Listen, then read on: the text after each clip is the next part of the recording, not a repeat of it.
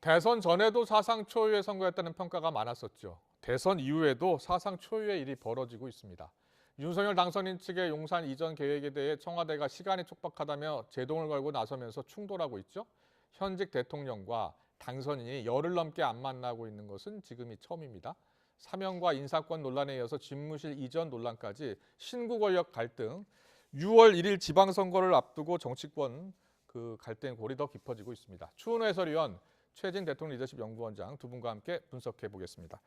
어서 오십시오. 안녕하세요. 네, 안녕하십니까. 안녕하세요. 문재인 대통령이 오늘 국무회의에서 이렇게 이야기했습니다. 임기 마지막 날까지 군 통수권자로서의 임무를 다하겠다 이렇게 이야기했는데 집무실 이전, 용산 이전은 안 된다. 당장은 안 된다 이렇게 쐐기를 박은 것으로 봐도 되겠습니까? 일단 그 군 통수권자로서의 그 책임을 다하겠다라는 것은 국방부 그리고 합참 이전 이 문제에 대해서는 일단 부정적인 시각을 분명히 드러낸 거죠. 예. 거기다가 오늘 당초 윤석열 당선자 측에서 요청한 이전비 496억 원을 소요되는 예산을 예비비로 좀 쓸 수 있게 해달라는 것도 승인을 하지 않았습니다. 의결을 하지 않았어요. 그러면 현실적으로 지금 단계에서 용산 이전을 진행할 수 있는 방법이 없습니다. 네. 가장 가능한 방법은 물론 앞으로 국무회의가 또 그 전에 뭐 임시 국무회의라도 열려가지고 아니면 다음 주에라도 의결할 수는 있겠습니다만은 상당히 늦어질 수밖에 없는 그런 요인이 지금 갖춰지게 됐다고 보시면 될 것 같습니다. 그렇군요. 이럴 경우에 윤 당선인이 일요일이었습니다. 이틀 전에 이제 지휘봉 들고 국민께 설명했던 그럼 용산 집무실 이전 사업 청와대가 이렇게 제동을 걸고 나서면 결국 5월 10일 출근은 어렵게 된 거 아닙니까? 예, 일단 좀 차질이 생길 수밖에 없죠. 왜냐하면 일부라도 무기를 반드시 예산이나 경비가 필요한데 그 예비비를 상정 자체를 안 하겠다는 거 아니겠습니까? 네. 근데 그렇다고 윤 당선인이 뒤심지고 있을 수만 없고 방법을 굳이 찾으면 절반의 출근 내지 절반의 청와대 개방 이게 가능할지 모르겠습니다. 통이동에 지금처럼 계속 근무를 하거나 아니면 윤 당선인과 일부 소시 핵심 참모들만 먼저 국방부 사무실로 들어가는 방법이 있고요. 그다음에 청와대 이 부분은 개방을 대국민들에게 선언하는 것으로 해서 가름하지 않을까라는 생각이 듭니다. 그런데 문재인 대통령이 이제 사실 쐐기를 박은 거 아니겠습니까? 모든 이제 어려움에 쐐기를 박으면서 현직 대통령이 도와주지 않으면 사실상 어려운 거 아닙니까? 그렇습니다. 어려운데 근데 본인이 쐐기를 박으면서 하는 말이 국가 원수 그다음에 행정 수반, 군 통수권자라는 얘기를 몇 번 강조합니다. 여러 군데서. 근데 헌법 우리 74조 1항을 보면요. 대통령은 헌법과 법률에 정한 바에 의해서 국군을 통수한다라는 조항이 있습니다. 그게 바로 대통령은 국방부라든지 육해공군이나 합참을 본인이 5월 9일 밤 12시까지 내가 관할하겠다라는 얘기입니다. 아까 이제 말씀을 하셨지만은 그리고 우리는 보통 이제 권력을 제대로 넘겨주는 거. 미국 같은 경우는요 취임식 밤 0시를 핵가방을 넘겨줍니다. 우리는 핵이 없지 않습니까?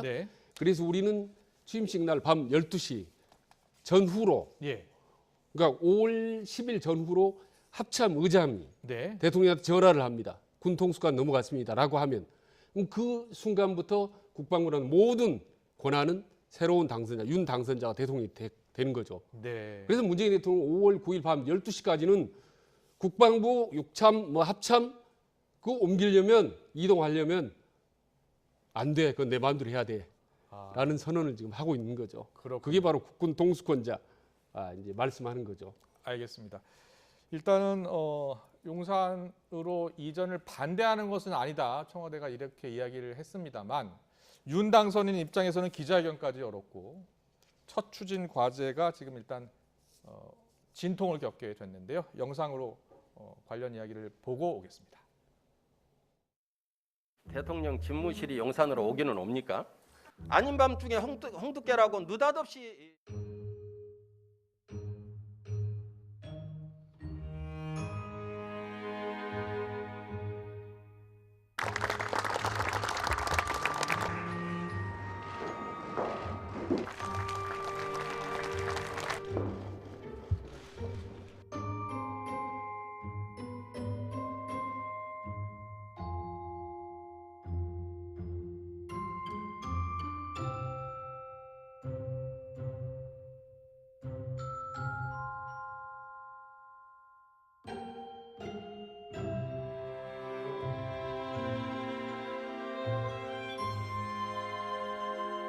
용산 국방부 청사 이전 결정을 신속히 내리고 추진하는 것이 옳다고 판단됩니다.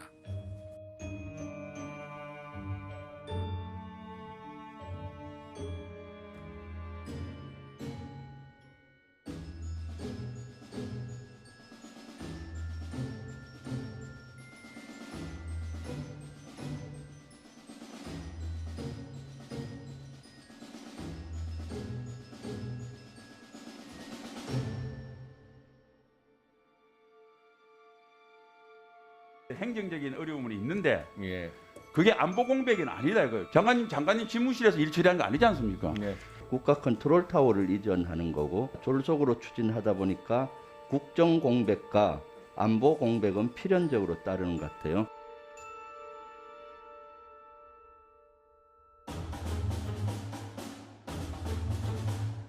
적으로 정부가 교체할 때는 안보에 굉장히 그 취약성이 발생해온 그런 사례들도 있고 머리를 맞대고 이게 해결하지 않으면 안 되는 문제를 어떤 안보 공백이 있는지를 얘기해야 되는 거 아닙니까? 안보 공백 운운하는 이 자체가 굉장히 저는 역겹습니다. 좀.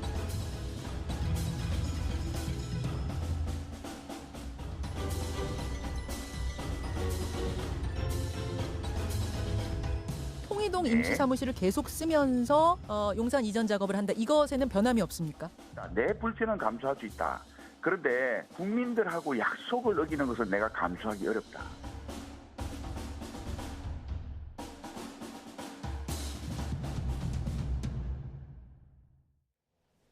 네, 윤석열 당선인 측은 사실 어제 청와대에서 좀 시기적으로 무리다라는 입장이 나오니까 약 150분 정도 뒤에 짧게 입장문을 내놨습니다.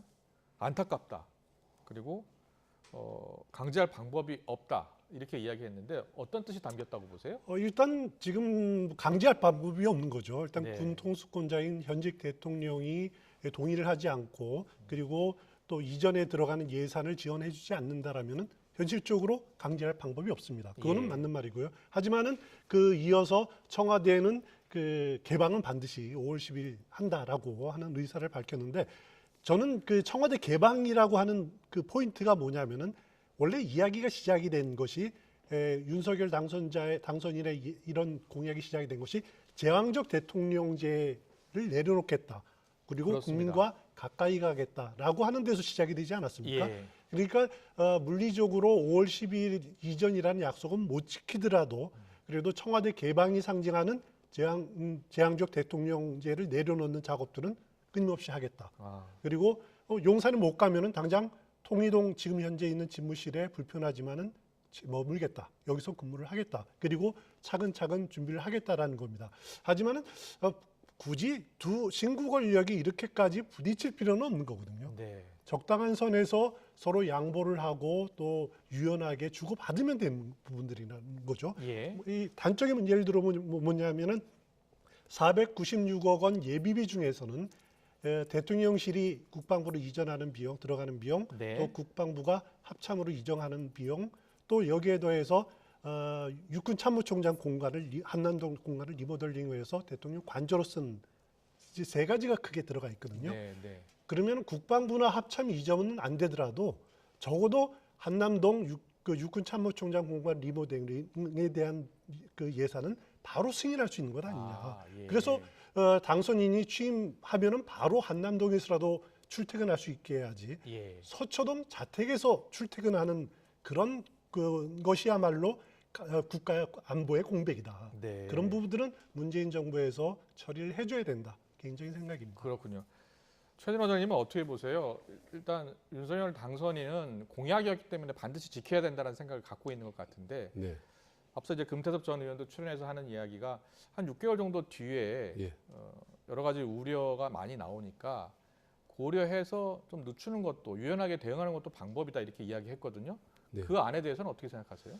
보통 당선인이 되면 뭔가 본인의 구도대로 한번 대한민국을 크게 한번 개혁해보고자 하는 그런 욕구가 강합니다. 그래서 아마 쭉 제가 파악하기로는 한 3단계 그런 청사진 비슷하게 있는 것 같아요. 윤 당선자가 일단 예. 집무실로 옮기면 그 다음에는 이제 청와대 시스템을 개편하는 거, 수석 없애는 거고 미국식의 비서실 시스템으로 가는 거고 민정수석 폐지하고 그 다음에 이제 3차로 권력 구조로 이제 개편하는 문제. 예, 감사원이라는 국가 권력이라는 정치랑 검찰이라는 전반적으로 공수처라는 개편하는 이런 시나리오가 있는데 예. 첫 단계부터 이제 막히면 그 다음 뭐 일정이라는 모든 부분에 차질이 생긴다라는 확고한 의지가 갖고 있는 것 같은데 네네.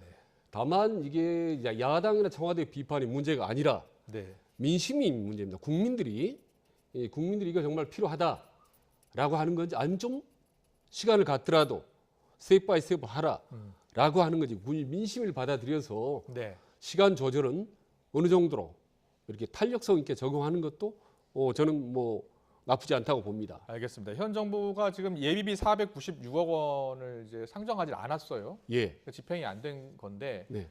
지금 추은호 해설위원은 한남동 관저 정도 리모델링 예비비는 좀 해주는 게 낫지 않겠냐 예. 이런 이야기를 하셨거든요. 어떻게 보세요? 어떻게 절충안을 제시한 건데 네. 저는 뭐 그 또 필요한 좋은 의견이라고 봅니다. 다 네. 500이 당장 어렵다면 예. 당장 필요한 들어갈 수 있는 거라도요.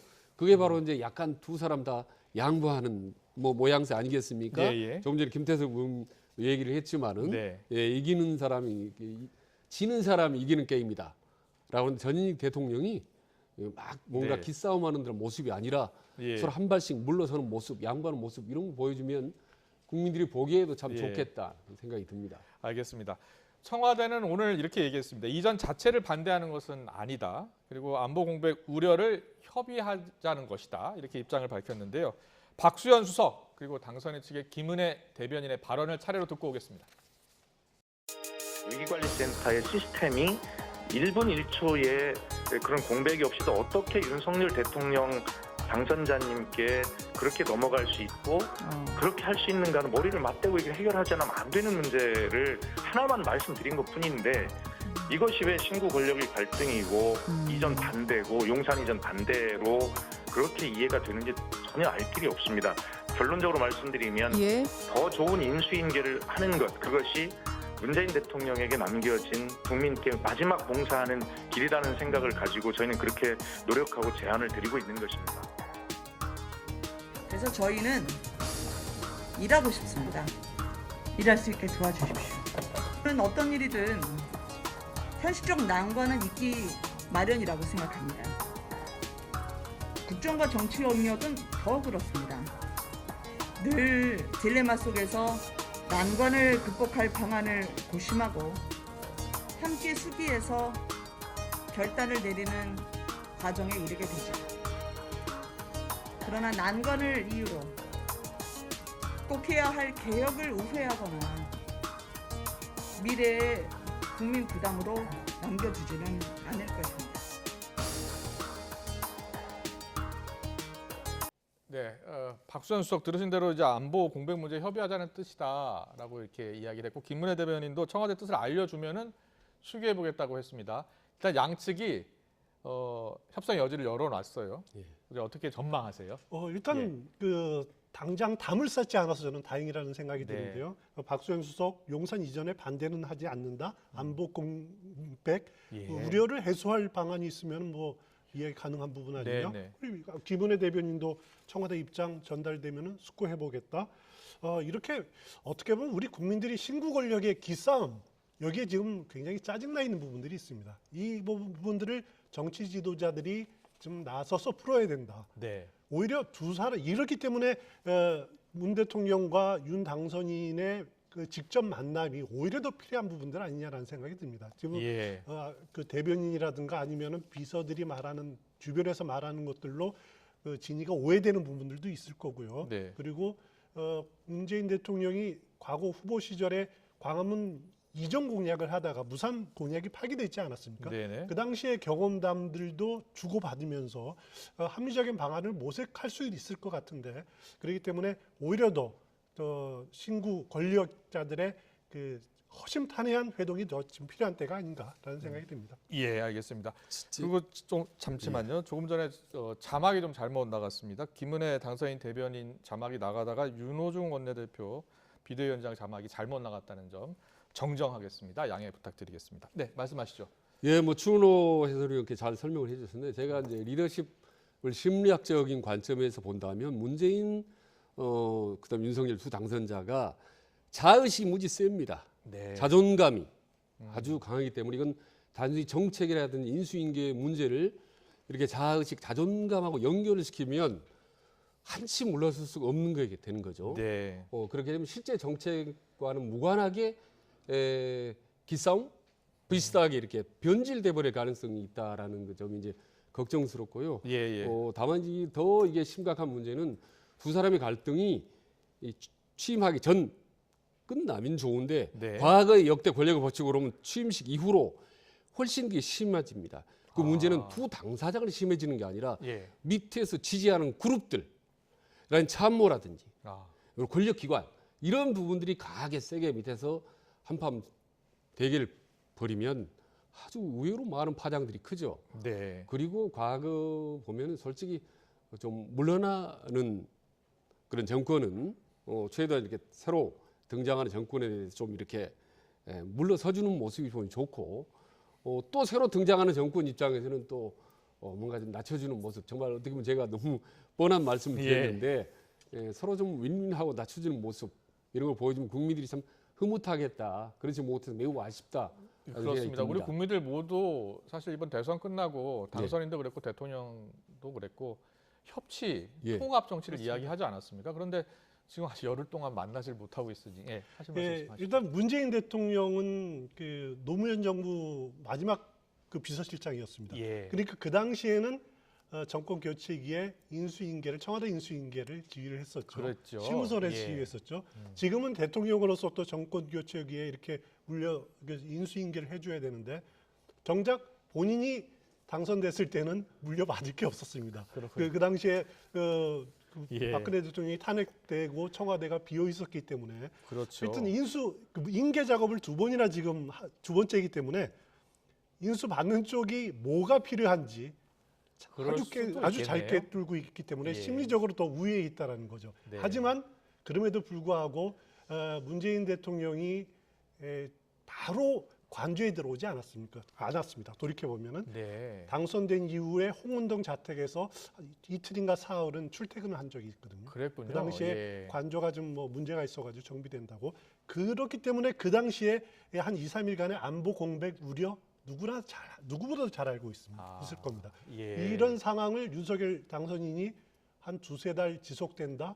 그것의 위험, 이것은 현직 대통령이 누구보다 잘 알고 있기 때문에 가장 줄일 수 있는 방법들을 현직 대통령이 찾아줘야 된다 생각합니다. 그리고 우리에게 익숙한 이제 레임덕이라는 말인 원래 이제 미국에서 좋은 뜻으로 쓰인 말입니다. 새로 대통령이 당선이 되면 현직 대통령은 절름발이 오리가 된다라는 이제 뜻인데 그게 좋은 뜻이었다고요? 그렇죠. 왜냐하면 두 오리가 똑같이 같이 싸우거나 맞서서 오면 안 되기 때문에 자연스럽게 업무가 절반은 새로운 당선자에 넘어가면 현직 대통령은 본의 아니게 약간 절름발이 오리 신세가 될 수밖에 없다라는 뜻이거든요.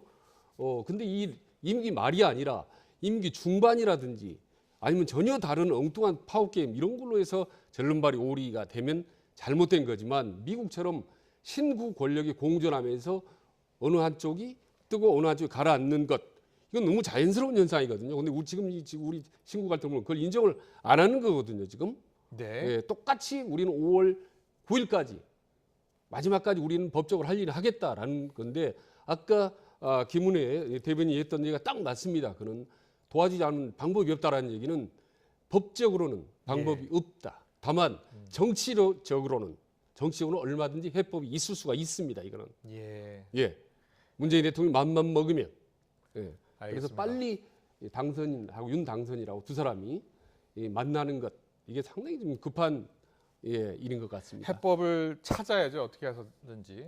그런데 여야 지금 상황을 보면요. 오늘 용산 집무실 이전 문제를 놓고도 계속 대치를 이어가고 있습니다. 윤호중 더불어민주당 비대위원장, 이준석 국민의힘 대표의 발언을 차례로 듣고 오겠습니다. 집무실 이사가 민생보다 더 중요한지 묻지 않을 수 없습니다.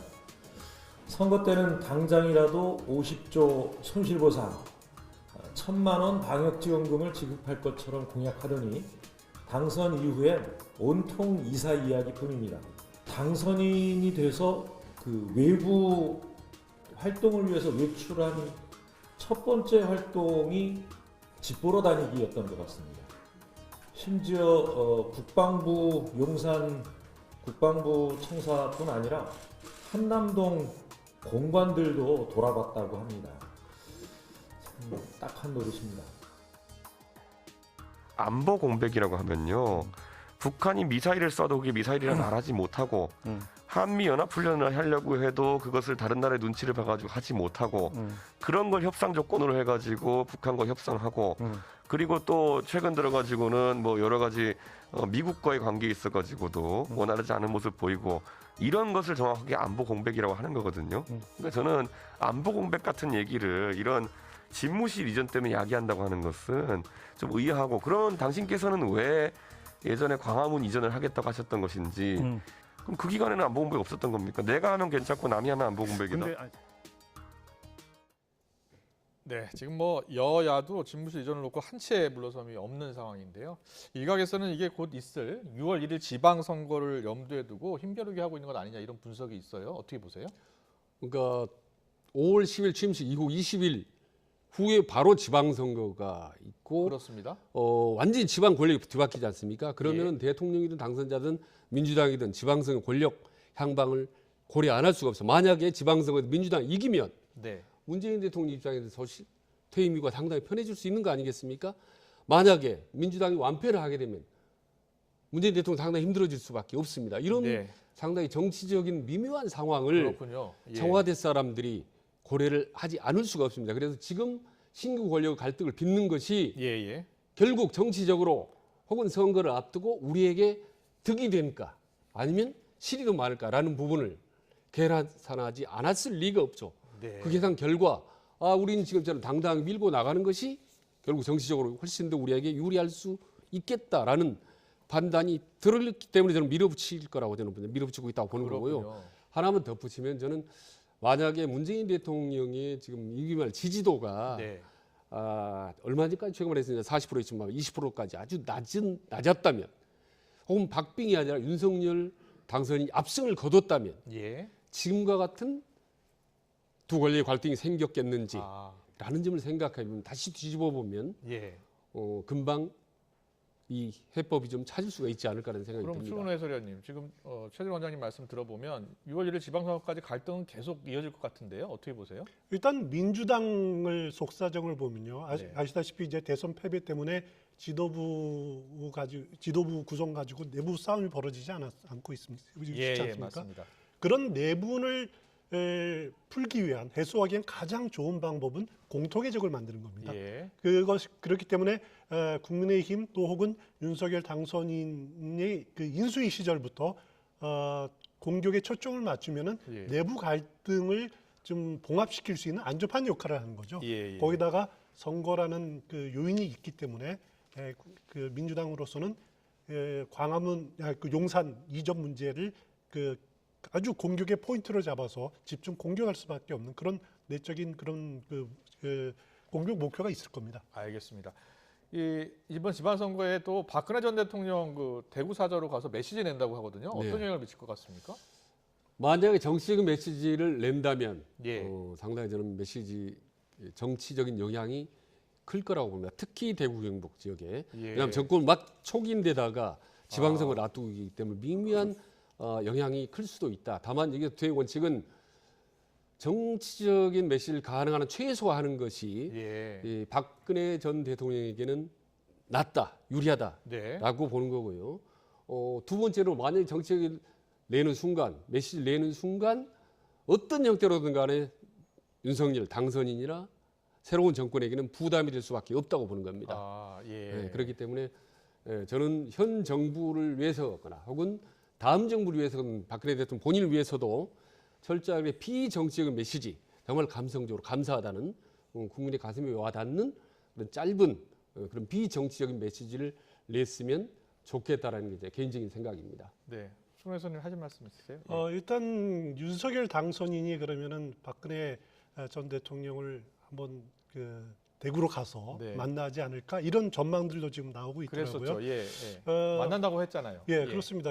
제가 보기에는 만약에 그런 대통령이 돼서 대구를 간다는 것은, 가서 만난다는 건 굉장히 어려운 일이고요. 그리고 윤석열 당선인으로서는 대통령 취임식에 박근혜 전 대통령을 아마 초청하고 싶을 겁니다. 그래서 참석을 했으면 하는 마음이 있을 겁니다. 예. 또 지방선거에 대한 또 국민의힘의 이 분위기 조성을 위해서라도 저는 4월 중에 윤석열 당선인이 대구를 가서 전격적으로 대통령이 되기 전에 한번 만날 가능성이 충분히 존재한다.